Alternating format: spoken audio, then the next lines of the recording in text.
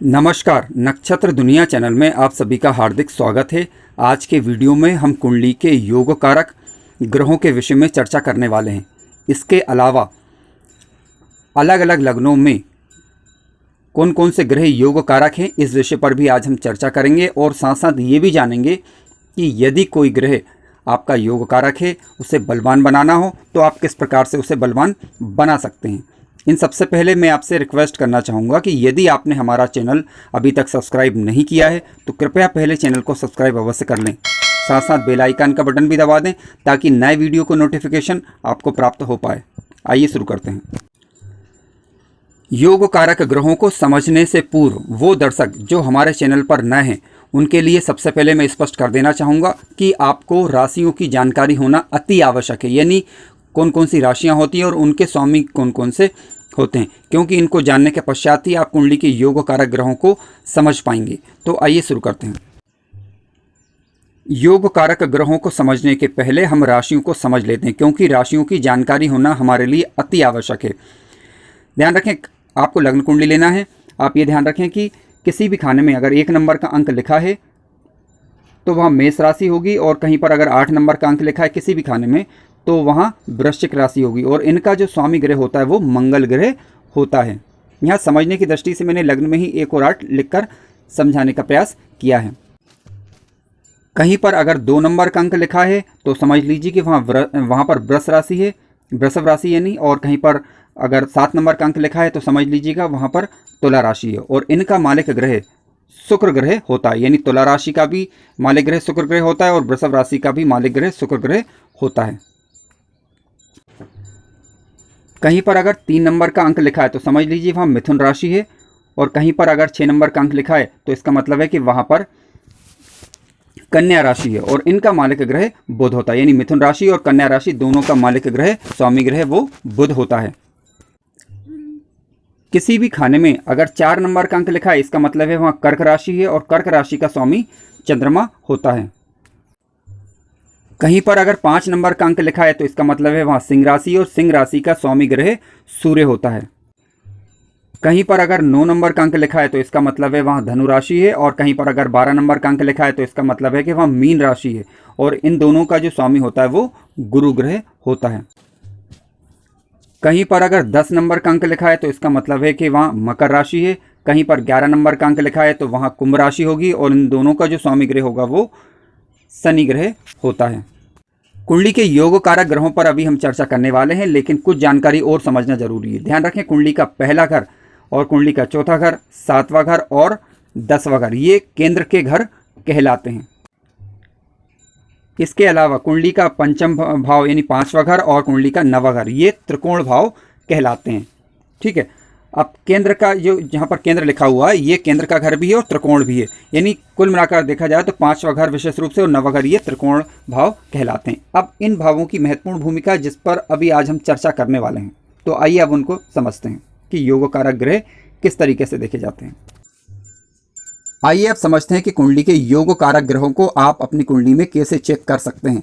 तो ध्यान रखें, कोई ग्रह यदि केंद्र का स्वामी भी हो और त्रिकोण का स्वामी भी हो, कोई ग्रह यदि केंद्र का तथा त्रिकोण का स्वामी होता है तो वह ग्रह योग कारक ग्रह की श्रेणी में आता है। फिर से सुनिए, यदि कोई ग्रह केंद्र का तथा त्रिकोण का भी स्वामी हो तो ऐसा ग्रह योग कारक ग्रह कहलाता है।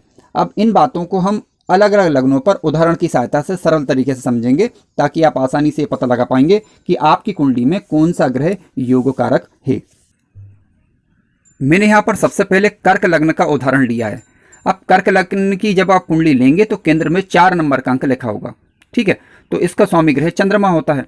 लेकिन हमने बात की है योग कारक ग्रह की, तो यहाँ पर आप देख सकते हैं कि मंगल की जो राशि है एक पंचम भाव में लिखी हुई है, 8 नंबर लिखा हुआ है यानी यहाँ वृश्चिक राशि है, और दूसरी राशि केंद्र में लिखी हुई है 10वें भाव में यानी एक मेष राशि, तो इसका स्वामी ग्रह भी मंगल होता है। तो आपने देखा कि यहाँ पर मंगल जो है केंद्र का तथा त्रिकोण का दोनों भावों का स्वामी बन रहा है, अतः कर्क लग्न की कुंडली में मंगल योग कारक ग्रह हुआ। ठीक है, कर्क लग्न में मंगल पंचम भाव और 10वें भाव का स्वामी हुआ, यानी त्रिकोण का और केंद्र का स्वामी हुआ, अतः मंगल इस कुंडली में योग कारक ग्रह हुआ। आइए अन्य लग्न पर अब इसे हम चेक करते हैं। दूसरा उदाहरण यहाँ पर हमने सिंह लग्न का ले रहे हैं। ठीक है, सिंह लग्न की कुंडली में आप देखेंगे तो सिंह लग्न का जो मालिक होता है वो सूर्य होता है, परंतु हम बात कर रहे हैं योग कारक ग्रह की। तो आप यहाँ पर देख सकते हैं कि मंगल एक तो चतुर्थ भाव का स्वामी हो गया है आपका, क्योंकि वृश्चिक राशि है, और दूसरा आपका भाग्य भाव का स्वामी हो गया है, यानी मेष राशि है। तो सिंह लग्न में मंगल योग कारक ग्रह हुआ। क्यों? क्योंकि केंद्र का और त्रिकोण का दोनों भावों का ये स्वामी होकर यहाँ पर बैठा हुआ है। तो सिंह लग्न वालों के लिए मंगल योग कारक ग्रह हुआ।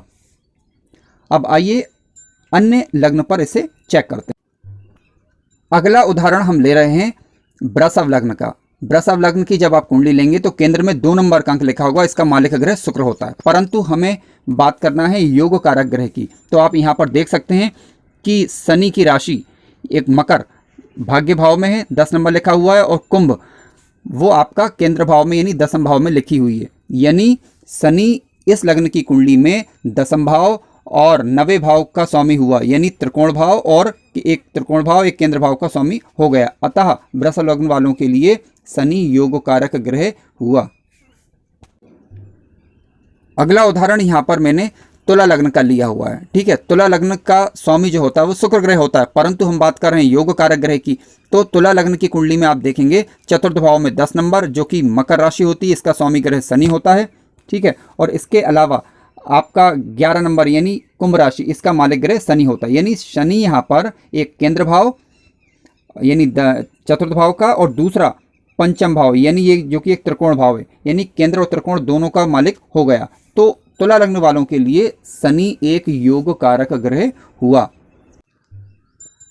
यहाँ पर मैंने अगला उदाहरण जो है मकर लग्न का लिया हुआ है। जब आप मकर लग्न की कुंडली लेंगे तो मकर लग्न में पंचम भाव में 2 नंबर की राशि लिखी होगी, 2 नंबर का अंक लिखा होगा। इसके अलावा दसम भाव में 7 नंबर का अंक लिखा होगा। जहाँ पर 2 नंबर का अंक लिखा है वहाँ वृषभ राशि होगी, इसका मालिक ग्रह शुक्र हुआ, और दसम भाव जहाँ पर तुला राशि होगी और इसका मालिक ग्रह भी शुक्र हुआ। यानी शुक्र इस कुंडली में त्रिकोण और केंद्र दोनों का मालिक हो गया। तो मकर लग्न की कुंडली में शुक्र योग कारक ग्रह हुआ। अगला उदाहरण मैंने यहाँ पर कुंभ लग्न का लिया हुआ है। जब आप कुंभ लग्न की कुंडली लेंगे तो चतुर्थ भाव में 2 नंबर का अंक लिखा होगा, जिसका मालिक ग्रह शुक्र होगा, क्योंकि यहाँ वृषभ राशि होगी, और नवम भाव में 7 नंबर का अंक लिखा होगा, जिसकी राशि तुला होगी और इसका मालिक ग्रह शुक्र होगा। अतः शुक्र 2 भावों का स्वामी यानी चतुर्थ भाव और नवम भाव का मालिक हुआ। अतः कुंडली यानी कुंभ लग्न की कुंडली के लिए ये योग कारक ग्रह कहलाएगा। मित्रों, इस प्रकार हमने कुंडली के योग कारक ग्रहों को आज जाना। अब हम उपायों के विषय में बात कर लेते हैं। उपाय किस तरीके से इनके किए जा सकते हैं और क्यों करने चाहिए। ध्यान रखिए, योग कारक ग्रहों का तात्पर्य जो हमने बात करी उसके संदर्भ में थोड़ा सा मैं स्पष्ट कर देना चाहूँगा कि जो योग कारक ग्रह बन रहा है वह अंश बल में पहली बात तो मजबूत होना चाहिए। ठीक है, और उसकी प्लेसमेंट सही होनी चाहिए, तभी वो आपको सही रिजल्ट दे पाएगा।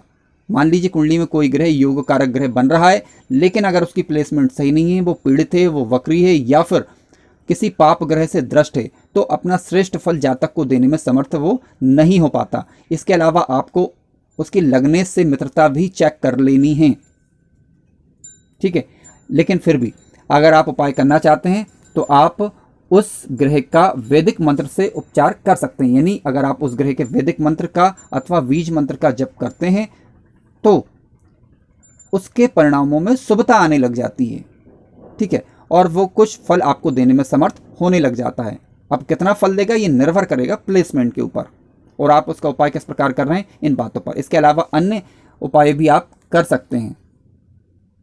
अन्य उपाय का तात्पर्य यह है कि या तो आप वैदिक मंत्र से अथवा बीज मंत्र से जप करें, अथवा उस ग्रह के इष्ट देव की उपासना करेंगे, तब भी वह ग्रह अपना शुभ प्रभाव देने लग जाता है। अगर आपको कार्यक्रम अच्छा लगा है तो कृपया चैनल को सब्सक्राइब अवश्य कीजिएगा, लाइक करें, शेयर करें और अपने विचार कमेंट्स के माध्यम से जरूर बताएं। धन्यवाद।